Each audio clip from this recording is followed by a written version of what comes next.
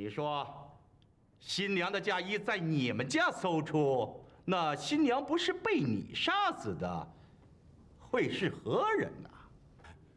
大老爷听禀，穿新娘衣裳到小店来的确实是那和尚。不过在这和尚没来之前，还有一对青年男女到小店里来喝豆浆。说是因为父亲嫌贫爱富，把女儿另许配给他人，所以才和未婚夫出逃。那女的脚小，走不动路，到小店歇脚。小女莫秀英同情他们，还劝我把拉磨的驴子借给他们代步。大老爷问的也许就是那个年轻女人，可她并没有穿新娘衣裳，还有未婚夫陪同。你说小的怎会杀她？叫我如何招认呢？你狡赖不成，又编出这等谎话来欺骗本县。我告诉你，莫老师，本县明察秋毫，岂能受你的欺骗？既然有这番情节，你前个过堂为何不说？你女儿也为什么不曾提起啊？大老爷，小的以为这事儿跟和尚被杀一案无关，所以不曾说起。小的女儿没提，大概也是这个缘故吧。本县办案一贯只看重物证，你口说无凭，怎么能让本县相信呢？莫老师，你除非拿出证据来。大老爷如果不信，不妨传我女儿来问，就知道小的没有说一句假话。不必了。你女儿所说的供词也并不完全靠得住。既然你女儿能识破那和尚是男扮女装，就足以说明她是个聪明女子。这么一个聪明的女子，竟不盘问那和尚为什么穿戴着新娘的衣冠，这本身就是一个破绽。本县一时不察，被他蒙混过去。刚才经新娘的父亲这么一说，本县才知道，在你们家豆腐店里被你杀害的是他的女儿张玉姑，根本就没有什么和尚。现在看起来，你是和你的女儿串通一气，共谋作案，真是天网恢恢，疏而不漏啊！说，是招还是不招？小的既没有杀那和尚，又没有杀那新娘，你叫小的怎么着啊？莫老师，我看你是外貌老实，内心狡诈。这人证物证俱在，你还想抵赖？看来是不动大刑，你是绝不肯招啊！来人，在，夹棍伺候。是。大老爷，大老爷，要招快招，免得皮肉受苦。大老爷，小民冤枉啊！收。招不招？我也冤枉啊！再收！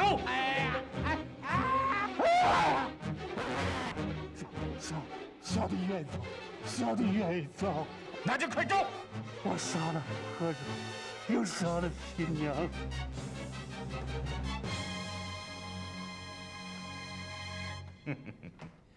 莫老师，你连杀了2条人命。本县问你，你把新娘和和尚的尸体抛在何处啊？这个在什么地方？快说！大老爷，小民实在冤枉啊！真是狡猾之极！来人，快！且慢。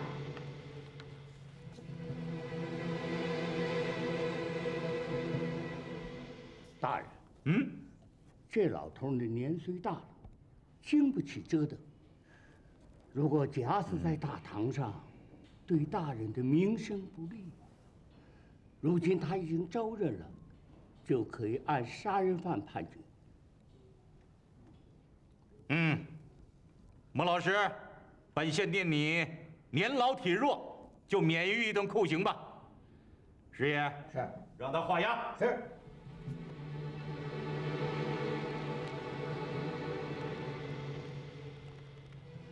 来人，将莫老师押入死牢。等刑部批文下来，秋后斩首。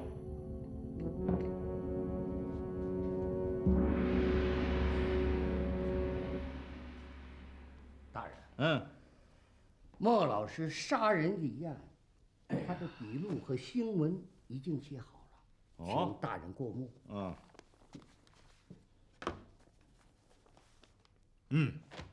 证据确凿，我看可以上报了。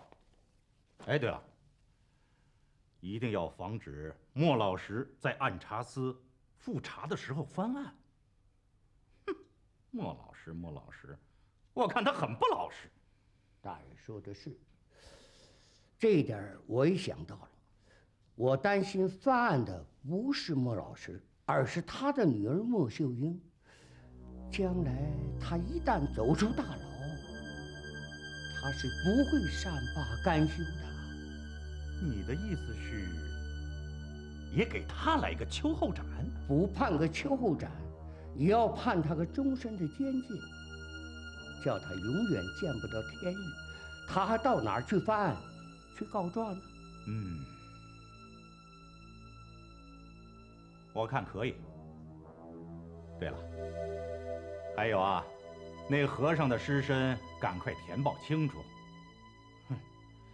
悬赏招人辨认，省得闹得沸沸扬扬的，也显得咱们办案不利索。是，小的马上就去办。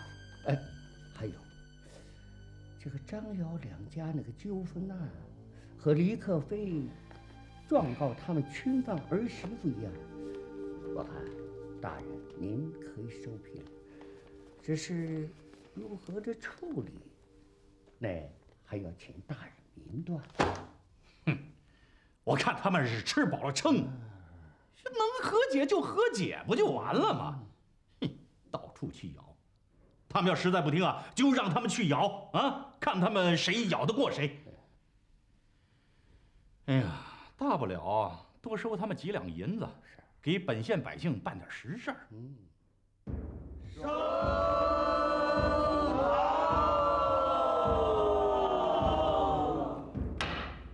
传，姚半城张百万上堂。传，姚半城张百万上堂。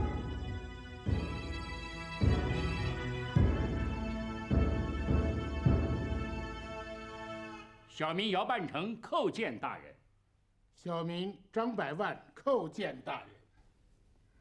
姚半城，小民在。经本县调查核实，新娘已经被莫老师杀害了。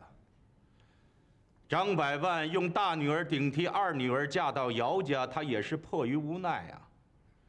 眼下张百万的二女儿已经死了，你呢，愿意将金姑留下就留下，不愿意就把金姑送回张府，给你们家公子领取就是了。大人，古人云：“自疑者不信人，人也疑之。”张玉姑既然死了，张百万为什么不告诉姚府，而要将其姐姐冒名顶替？大人，这其中定有隐情，望大人明察。大人呐，那天夜里小女暴病身亡，正要派人告诉姚府，不想小女游失出走。如果告诉姚家新娘已死又无尸体，姚半城肯定不相信，实在没法，我才将大女儿金姑冒名顶替嫁到姚府。姚半城，张百万的所作所为是欠妥当，但是他也有他的一定道理。张百万用大女儿顶替二女儿嫁到姚家，他实在是迫于无奈呀。我看不如就此罢休，你们两家和解为好。是。大人，看在大人的面子上，和解也成。对于张百万违背情理的做法，小民也可以不再追究。但是，张府一定要原封不动地退回定亲的礼物啊！什么？退回定亲之物？你说的倒轻巧。自古以来，哪有从染缸里头再倒出白布来的？我又没有让我女儿暴病身亡，他早不死晚不死，偏偏死在出嫁头一天晚上。要怪呀，哼，就得怪你们姚家几辈单传方女人，要不也不会出这个怪事儿。一派胡言，胡搅蛮缠。大人呐，姚半成要我退回定亲之物，是毫无道理呀。自古以来，女儿从定亲之日起就不完全属于娘家，也有一半属于婆家，不是啊？要不也不能让我人财两空啊，对吧？大人，相耳之下是必有死鱼啊！哎，你张百万不人财两空，那我姚半成岂不是人财两空吗？我不是已经给你送去一个了吗？你就是不要嘛！你送的是什么东西啊？那是不是正经货？哎，你怎么骂人呢？那寡妇就不是人了。寡妇我家不要，她爱嫁谁嫁谁。她已经给你儿子拜了天地，入了洞房，已经就是你们姚家的人了。你要想不要啊，没门儿！我就是不要，生米熟饭，不要不行。我就是不要，不行不行，我不要。公堂之上不得吵闹。关于张姚两家的案子，本县以为门外何人击鼓啊？禀大人，祭祀当铺李掌柜在击鼓。带击鼓人上堂。是。带击鼓人上堂。小民叩见青天大老爷。击鼓人报上名来。小人尽心当铺掌柜的李克飞。啊，李克飞。您2次击鼓告状，定有冤枉，说吧。大人，我状告东城张百万和西城姚半成。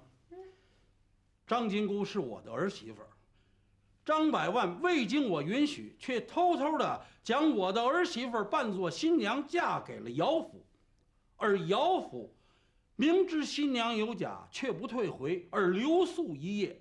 大人，这一夜可非同小可呀！青年男女同居一室，这传讲出去，我李家的脸面何在啊？这不仅损伤了我儿媳妇的名誉，也败坏了我李家的家风啊！请大人明断。大人，贾新娘的确在我府住了一夜，可是那不是因为我不送啊。那是因为贾新娘她又哭又闹，装死弄活，哎，弄得姚府神鬼不安呐。我的夫人至今还躺在床上，请大人明鉴。姚府乃失礼之家，哎，岂会做出非礼之事呢？李克飞，你告状可有状子啊？有，呈上来。是。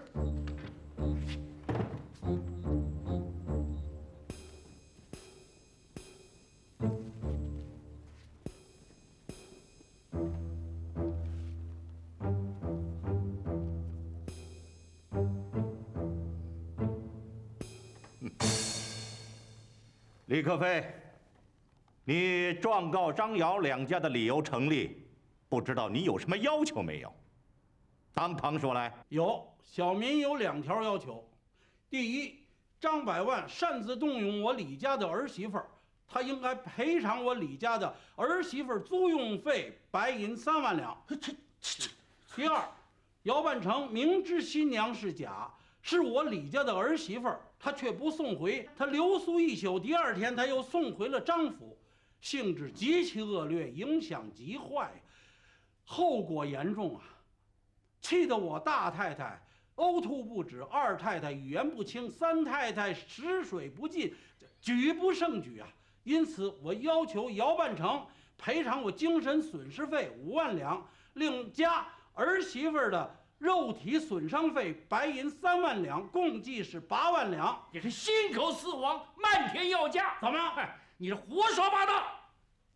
大人，要如他所说，我也可以状告张百万，以假充真。啊！你扰乱姚府，侮辱姚府，我要他赔偿精神损失费。要啊！你跟我女儿啊，我女儿守寡3年，和李克飞分家另过。她要嫁人呢，谁管不着？你岂有此理！你这叫什么说法？你叫什么说法？你这是什么道理？你这叫什么？门外何人击鼓啊？禀大人，门外有一女子击鼓。传击鼓人上堂。是。传击鼓人上堂。小女拜见大老爷。你是何人呢？小女张金姑，是张百万的女儿，李波皮原来的儿媳妇儿，姚半成现在的儿媳妇儿。哎，行了，你啰啰嗦嗦一大套乱七八糟的，你到底要告谁吧？小女状告原来的老公公李波皮和现在的老公公姚半成，那就是他跟他。可有状子呀？大人，小女案情重大，没人敢写状子。你没有状子，如何让本县准状啊？大人，小女的满腹冤枉就是最好的状子。小女本是张家的大女儿，嫁到李家后，没想到他李公子是个痨病鬼，婚后不到3个月就一命呜呼了。这公婆不但不给养生钱，还将我赶出了李府。无奈我父亲才将我冒名妹妹嫁到姚家。我现在已经跟姚家公子拜过堂，入过洞房，可是公公姚半成他蛮不讲理，将我用绳子捆绑起来送回了娘家，而且还把我父亲也告到大堂上，这实在是没有道理呀！大人，大人，如果你不将我判给姚家，我就一头撞死在这大堂之上。大老爷，你说吧，你是判还是不判？你不判是不是？我就死给你看！把他拉住！把他拉住！大人，这女子十分的泼辣，敢作敢为呀！要真是在大堂上闹出对人命来，上面追查下来也不好交代呀。不如暂时退堂，慢慢的商量。言之有理，凡事不可操之过急。哎呀，赶快把他送出衙门！是。张有礼，你们3个给我听着，你们这桩案子，乱七八糟，曲里拐弯，复杂之极，一时难以断清楚。本县要组织人马深入调查，掌握第一手材料，然后再判。退堂。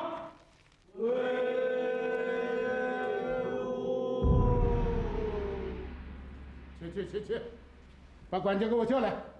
是。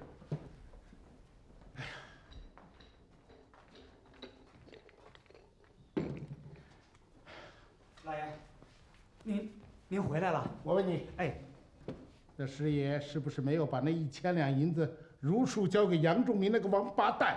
怎么，出什么事儿了？哎呀，刚才在大堂啊，那杨仲明开始还有点和稀泥，后来呢就准了那个李波皮的状子。我怀疑啊，那师爷那1000两银子让他独吞了。不会吧？他不敢吞了咱送给大老爷的银子。不敢吞，真是的。哼，现如今连他亲娘老子的银子都敢吞，要没有第3人在，吞了还不是白吞吗？你当初就应该亲手把那1000两银子交给了杨仲明狗官的手里头就对了。哎呦，我的老爷，您怎么那么糊涂啊？再贪的官儿，他也得装装门面不是？他怎么能亲手接咱送的银子呢？哎呀，你反正我觉着，杨仲明今儿有点偏袒姚家，尤其是对那李家来了180度大翻个。哎呀，那还用说，肯定是那2家送的银子比咱送的多呗。这我就不明白了，啊？你说那姚家跟李家，他是原告，啊？他送什么礼呀？哎呦，我的老爷，您是真跟不上脚步了。现在不是说吗？乌纱帽中间翘，吃了原告吃被告。如果没有银子到，那原告也能成被告。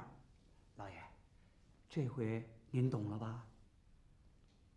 哦，怪不得李包皮在那堂上狮子大开口，他一开口就问我要3万两，租人费。哎呦，向姚家要那8万两，精神损失和那个什么新娘过夜费，感情他是跟那狗官勾结在一块儿，坑咱们了。哟，老爷，当时我就跟您说了，咱要送礼呀，千万不能送小不点儿的，要送就一下子到位。您没听别人说吗？千军万马打不倒一个官儿，哎，一个姨太太几千两银子就能把那当官的拉下马。咱送礼呀，不能送小不点儿的，这不但不起作用，还会起副作用。他嫌你太抠门，他偏要让你尝尝那抠门的滋味。老爷，刚开始咱不就吃了那亏吗？哎呀，那后来咱们不是送了吗？哎呀，送是送了，他不还记着前面那仇吗？他真他妈不是个玩意儿！哎呀，这可好，这1500两的白花花的银子，那就像肉包子打狗似的，有去无回呀！啊，你把我惹急了，我告他去！哎呦，老爷，您越告花的钱就越多。不信您就试试看。老爷，您千万不要气馁，要想打赢这场官司，您就得拼了命给县太爷送钱，千万不能心疼那银子。哎呦，你是诚心不想让我活了呀？啊！老爷，您不能大处不看看小处，这叫吃小亏占大便宜。现在不光姚家一家，哎，又杀出个李剥皮。您要是不喂饱那狗官，官司打输了不要紧，哎，这首先得要退还姚家的聘礼，接着就得赔偿李剥皮那3万两租人费。这连钱带物，可是个大数。照你这么说，还得接着送。现在就这风气，连朝廷都没办法治，何况咱这平头百姓有什么办法呀？哎，您呐，就忍着吧。真不是东西。不打官司不知道，趁着当官的心都这么黑。大人，李掌柜的来看您来了。小民李克飞叩见青天大老爷。起来吧，咱们在大堂上见过面。是，谢大人。李掌柜，我还有事儿，恕不奉陪。您职公。坐，随便坐啊。是，谢。李掌柜，你那个儿媳妇可真够厉害的啊！他简直是个泼妇。哎呀，要是没有这个泼妇，你怎么可能有这个发财的机会呢？可是有些财好发，有些财它就不好发。哎，这个你知道吗？是，知道啊。所以啊，这次小民亲自来拜访老大人，就是想求得您的支持啊。如果能把张姚两家的罚款拿到手，那我就给大人您回扣提2成。行，你真够大方的。哎，对了，李掌柜的，你管张姚两家要多少银子来的？啊，张家3万，姚家8万两，一共加起来是11万两。您这2成的回扣就可以拿到22000两啊！哎呀，好！哎呀，22000两，李掌柜，你不动一枪一刀，就白白赚了88000两白花花的银子，够狠！行，不过我呀不是你一个人的父母官，我也是张姚两家的父母官，我不能让他们白白的送给你银子呀。再说了，我要是拿了你这22000两银子，到时候被告发了，我头上这乌纱帽也保不住了。李掌柜，你给我算一算，这样我划算不划算呢？啊，大人，我先后给衙门上下打点，我已经花了13000两了。再加上您这22000两，13000两，玩的就是35000两了，几乎就是4-6分成了。几乎是几乎，总还是没有达到吧？啊？哎，李掌柜，我这可不是跟你讨价还价，这种事儿啊，多半是可是自愿的。我也不是为我自己啊，我是为了本县那教育筹办资金呐。再说了，你们李家的官司啊，那不是1句话2句话就能打赢的呀，是不是？这要是他们张姚两家串通一气，那就更难办了。尤其是最后交罚金的时候，那就像在驴背上啊刮钉一样，它更难，闹不好还得抓人，大动干戈。哎呀，作为一线父母官，我也得全盘考虑啊！啊，李掌柜，你想想啊，谁的银子他也不是大风刮来的。得，大人，您甭说了，干脆咱们就按3-5-6-5分成，您看怎么样？啊，您拿35，3-5是33是33000，33000的5是57，6500是39500，我给您4万两，这总行了吧？李掌柜，你真是让我太失望了，太失望了。李掌柜，你好好想想，兴办学堂那是皇上的旨意，你这种空手套白狼，要想发财的妙计想实现，那靠的是什么？你清楚吗？什么？借刀杀人。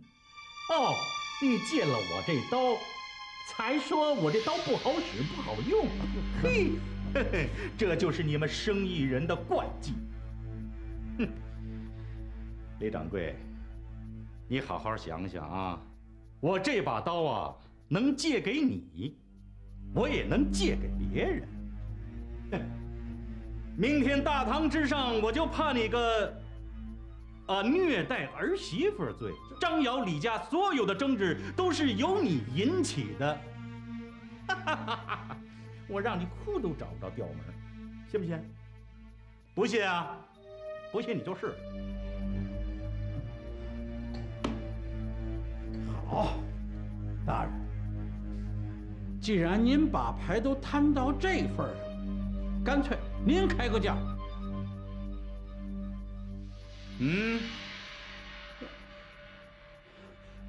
55对半匹。哎呦，大人，我要4成的现银。大人，我算服了您了。哎呀，我知道你呀是口服他心不服啊！你转过脸就会骂我，你这个大贪官！不，这我不怕。嘿，哎呀，自古以来，这当官的是10官9贪，还有一个不贪的，那准是大贪官的儿子。哎呀，再说了，他们贪钱呐是不分对象，我贪钱呢是分对象的。我贪的就是那些富人，你比如说你们3家吧，张姚李那都是巨富，帮我这个小官几个钱，那算得了什么呢？听说过唱戏那词儿没有？什么词？当官的若怕钱扎手，不如回家卖白薯。再说了，我呢是出师有名，兴办教育，帮助贫困子弟读书。你们这些富人帮我几个小钱儿，算得了什么呢？我这也是正大光明嘛。送客。哎，大人，别，我话还没说完呢，我也没说不依着您呢。得，就照您的办，5-5分成，行了吧？李掌柜，我可告诉你，你捐的这些钱是为本县兴办学堂的，你是自愿的，跟本县没有关系的。行，您放心啊，这是小人我自觉自愿的善举啊。好极了，李掌柜，你的名字将刻在本县的功德碑上，啊，李掌柜，我跟你，哎，上茶呀？不用，我就不打扰了啊，就此告退啊，告退。你再坐一会儿。不，哎，你别走啊，你这嘿。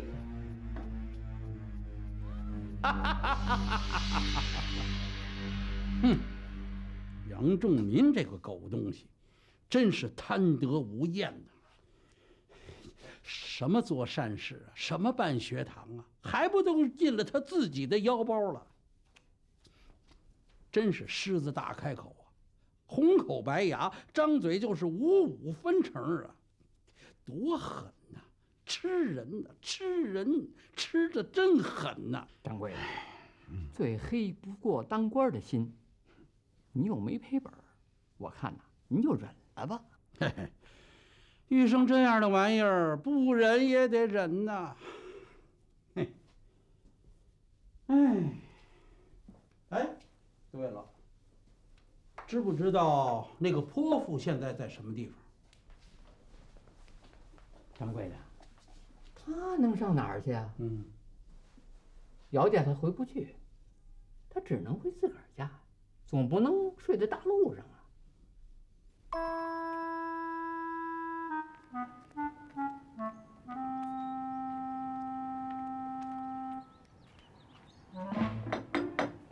喂，有人吗？开门！干什么的？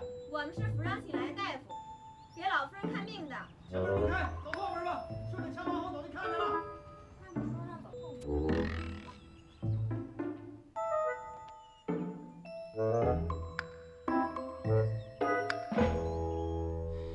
我琢磨着呀，咱们要想打赢这场官司，最后拿到赔款，这个泼妇可是个关键的。掌柜的，我不明白这“关键”俩字儿是什么意思。你想啊，咱们告姚家的理由是什么？还不是他留住了我的儿媳妇儿，想造成这个既成事实。那咱们下一步就得想办法让这个泼妇死死地缠住姚家，让姚家无话可说。怎么才能做到这一点呢？那就得把这个泼妇的后路给他堵死，明白吗？明白了。要让金姑无家可归，他势必黏住姚家不放。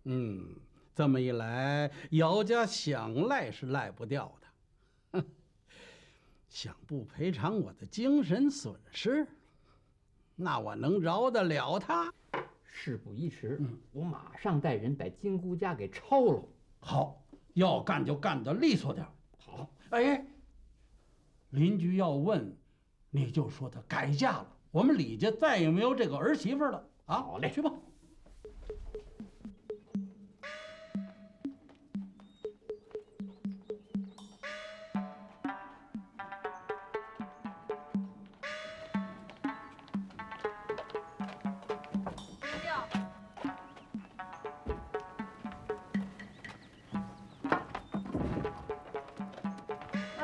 把鸟笼子给我，回去告诉老夫人，我在姚公子这儿。是。哎，您找谁呀？我找司孝兄。哦，快里面请。里面请。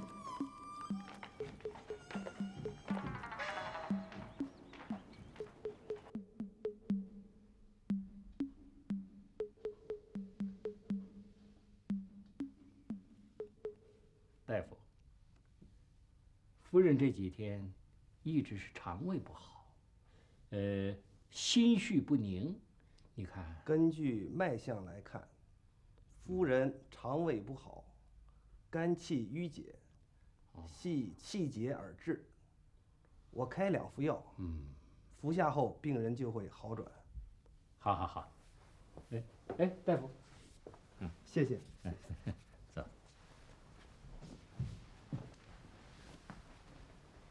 娘。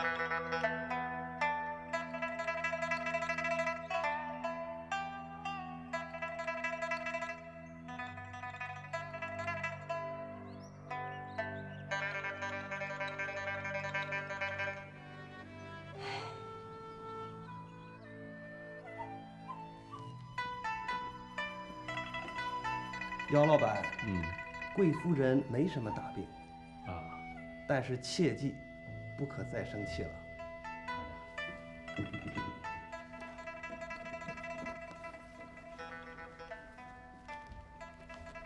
来，跟大夫去一趟。是。私下，刚才大夫的话，你都听见了。你妈妈的病是气结所致，不能叫她再生气了，啊？可是咱们家又偏偏在打官司，哎，这个泼妇，说不定什么时候杀回来，你要慎之又慎呐。你们真是胆小怕事儿，要想心静，我在外面找几个人把它做了算了。胡说！我们姚家世代善良，从不做那伤天害理的事。你是想把我气死是不是啊？不，啊！孩儿不敢，我也只是说说，解解气罢了。以后这种话不要再说了，啊！张金姑跟咱们闹来闹去，罪过并不在他，全是张百万一人所造成的。要恨的话，就恨那个张百万。我们不是已经把他给告了吗？告是告了，可是半路上又杀出个李波皮，哎，他在公堂上面呢，狮子大张口，要咱们赔他8万两银子。什么？赔他？赔他个屁！前天在酒桌上，我就看他不是个玩意儿，所以才让他喝了100发。这种人和他沾亲带故，我都觉得丢人。陪他做梦。哎，可县太爷呀，偏偏袒护他，啊！我真不知道这个县太爷他是怎么想的。爹呀，我早就和你说过，不要搭理杨仲明那狗东西。眼下办事儿，要找就找比他大的，能压住他头皮的官儿，要不就别想把他压住。孝儿，你也老大不小了，既然懂得这些道理，就再也不要让你爹操这么多的心了。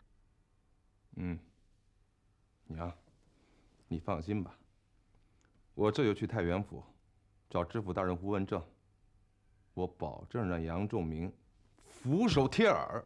不，以古去医，医愈多；以鱼去鹰，鹰愈智。哎，这可是古人说的呀。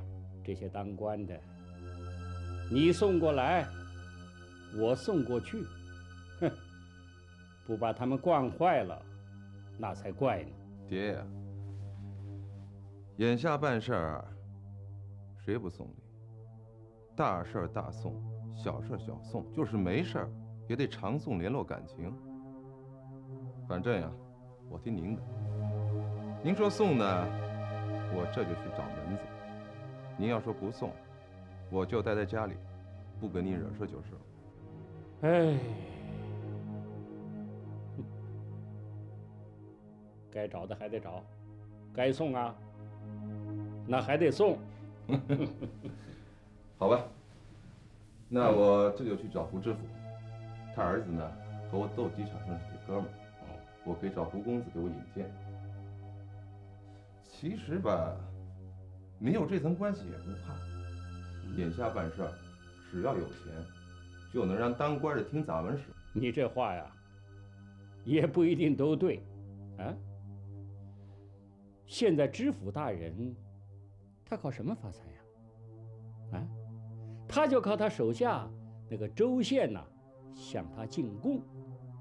哼，我想这个胡文正，他不会贪图咱们家一点小利，就堵了他和杨仲民那条进财的大道。所以呀，小二，咱们俩要一起到州县去，上下活动，尽快的把这件事情了结了。啊，走吧。老大公子，什么事儿？那个假新娘又回来了。啊，在哪儿？在洞房里。哎，这大门不是上锁了吗？她是从后门混进来的。爹，我去把他撵出去。哎，慢着，唯女人与小人难养也。这个张金国，他脾气倔强，他不吃硬的。这样吧，咱们这一回啊，给他来软的，啊，去多叫几个丫鬟和仆妇轮流的劝他，让他好来好去，啊。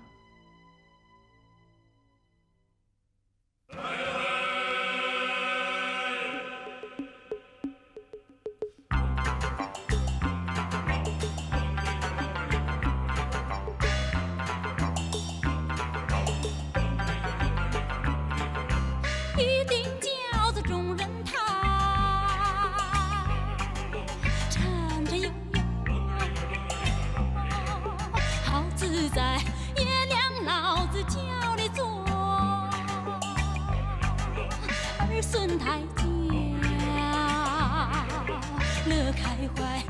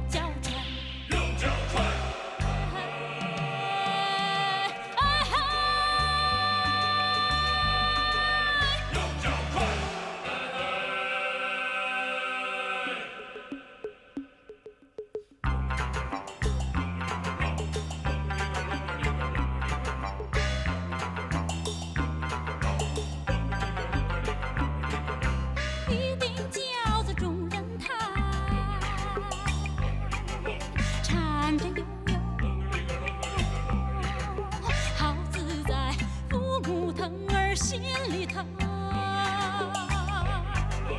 儿小弟。